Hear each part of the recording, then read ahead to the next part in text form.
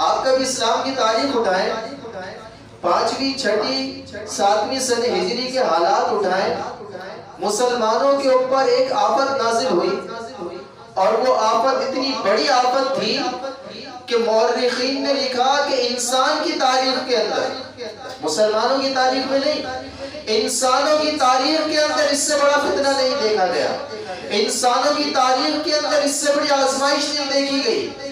آزمائش کون سی تھی؟ آپ تاریخ اٹھائیں، جو لوگ تاریخ سے شغف رکھتے ہیں ان کو ایک نام ملے گا، تاتاری قوم کا فتنہ آیا تھا۔ ایک قوم تھی تاتاری، آپ نے چنگیز خان کا نام سنا ہوگا، ہلاکو خان کا نام سنا ہوگا، تغودار خان کا نام سنا ہوگا۔ یہ لوگ جو تھے نا تاتاری قوم، یہ قوم تھی پوری کی پوری، چنگیز خان اس کا سردار تھا اور قوم تھی ان کی تاتاری۔ یہ تاتاری قوم نے عالم اسلام کے اوپر حملہ کر دیا، اور صرف ایک ملک نہیں، مسلمانوں کے جتنے ممالک تھے سب کے اوپر حملہ کیا باری باری، اور ان کی اتنی بڑی تعداد تھی اور اس طرح کے وحشی لوگ تھے کہ جب کسی قوم کے اوپر حملہ کرتے تھے، کسی شہر کے اوپر حملہ کرتے تھے، اس کی اینٹ سے اینٹ بجا کے رکھ دیا کرتے تھے۔ ان کے بارے میں آتا ہے کہ انہوں نے حملہ کیا مسلمان شہر کے اوپر، غالباً بغداد کے اندر۔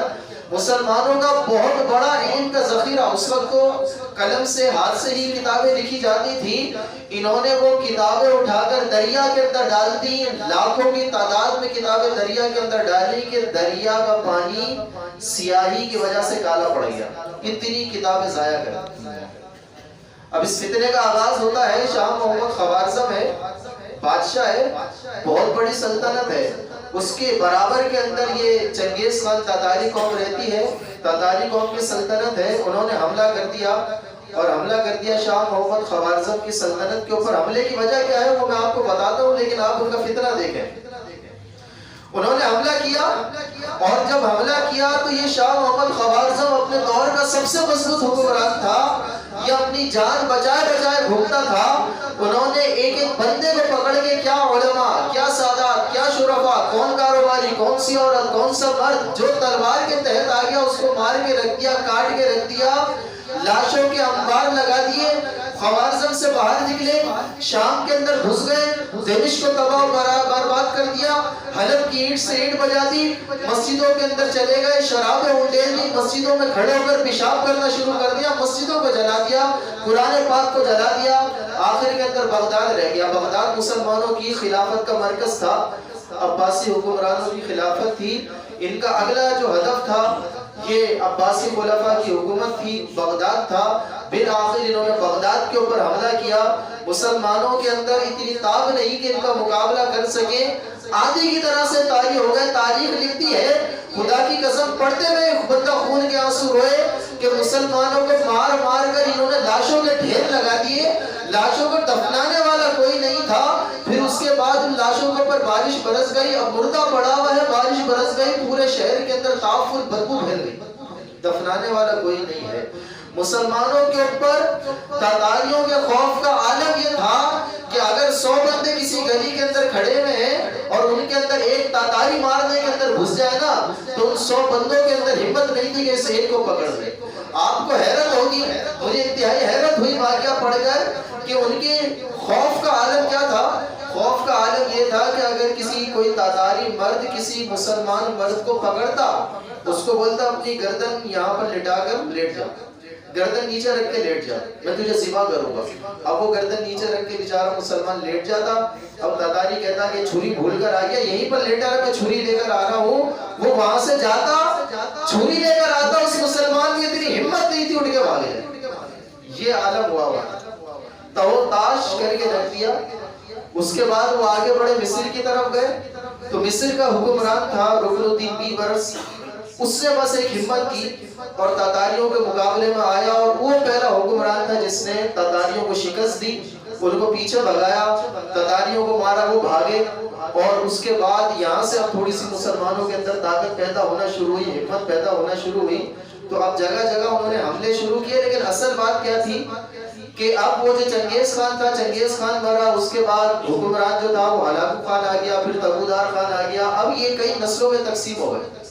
جب یہ نسلوں میں تقسیم ہوئے نا تو اب آپ یہ دیکھیں کہ جس مذہب کو مٹانے کے لیے کھڑے ہوئے تھے انہی کے ایک بادشاہ، انہی کے ایک سردار نے اسلام قبول کر لیا۔ اب وہ اسلام قبول کرتا ہے، اس کے ماننے والوں نے وہاں اسلام قبول کیا، اور اب یہ پھیلتے پھیلتے مختلف شاخوں کے اندر پھیل گئے۔ تو ایک واقعہ لکھا ہوا ہے، انہی کے قوم کا ایک حکمران تھا، اس کی چھوٹی سی سلطنت، وہ اپنی سلطنت لے کر بیٹھا ہوا تھا۔ وہاں سے بزرگ گزرے اور ان بزرگ کا نام تھا شیخ جمال الدین۔ اپنے قافلے کے ساتھ گزر رہے ہیں، راستہ معلوم نہیں تھا تو غلطی سے بادشاہ کی شکار گاہ جو تھی وہاں سے گزر گئے۔ بادشاہ کے سپاہیوں نے پکڑا اور بادشاہ کے سامنے لے گئے کہ حضور یہ آپ کی چراہ گاہ سے، آپ کی شکار گاہ میں سے گزر رہا تھا، یہاں سے تو کسی کو گزرنے کی اجازت نہیں ہے۔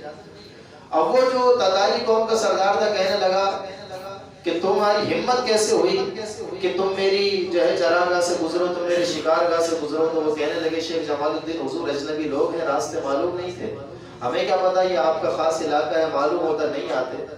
اب وہ بزرگ کی داڑھی تھی تو وہ جو تھا نا بادشاہ اس کو ایک مسئلہ سوچی، تو وہ کہنے لگے کہ شیخ صاحب یہ بتاؤ تمہاری داڑھی اچھی ہے یا میرے کتے کی دم اچھی ہے؟ جملہ دیکھیں، شیخ صاحب یہ بتاؤ تمہاری داڑھی اچھی ہے یا میرے کتے کی دم اچھی ہے؟ وہ بزرگ تھے، اللہ والے تھے، صوفی تھے، کہنے لگا کہ اگر دنیا سے اپنا ایمان سلامت لے کے چلا گیا تو میری داڑھی اچھی ہے، ورنہ تیرے کتے کی دم اچھی ہے۔ اگر ایمان لے کر چلا گیا نا دنیا سے تو میری داڑھی اچھی ہے، اور اگر ایمان برباد ہو گیا تو خدا کی قسم تیرے کتے کی دم بہت اچھی ہے۔ اس کو بڑا اثر ہوا کہ میں نے ایسا جملہ بولا تھا، اور جواب کے اندر جملہ اس نے بولا ایمان کیا ہوتا ہے؟ اب یہ شیخ جمال الدین صوفی آدمی تھے، ایمان یہ ہوتا ہے، اس کو ایمان بتایا۔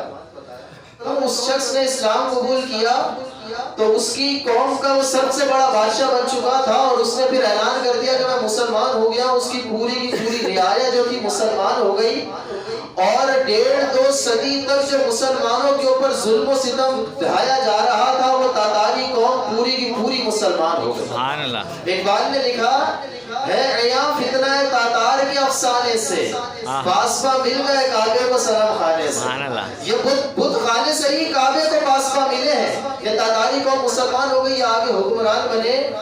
جب اس بات کے اوپر تحقیق ہوئی کہ وجہ کیا تھی، مسلمانوں پر یہ آزمائش کیوں آئی، تو فرمایا کہ یہ جو شاہ محمد خوارزم تھا نا اس کی کچھ غلطی تھی۔ میں آپ کو ایک بنیادی بات بتاؤں، علماء نے کہا کہ اس کی وجہ کیا تھی کہ اس نے اپنی سلطنت کو تو وسیع کیا، اپنی سلطنت کو تو بڑھایا، لیکن کبھی اس کو اس بات کا خیال نہیں آیا کہ میرے ساتھ جو رہنے والے یہ کافر قوم ہے، میں ان کے اندر کبھی جا کر اسلام کی تبلیغ کروں، میں کبھی اس کو تو جا کر اسلام کی دعوت دوں۔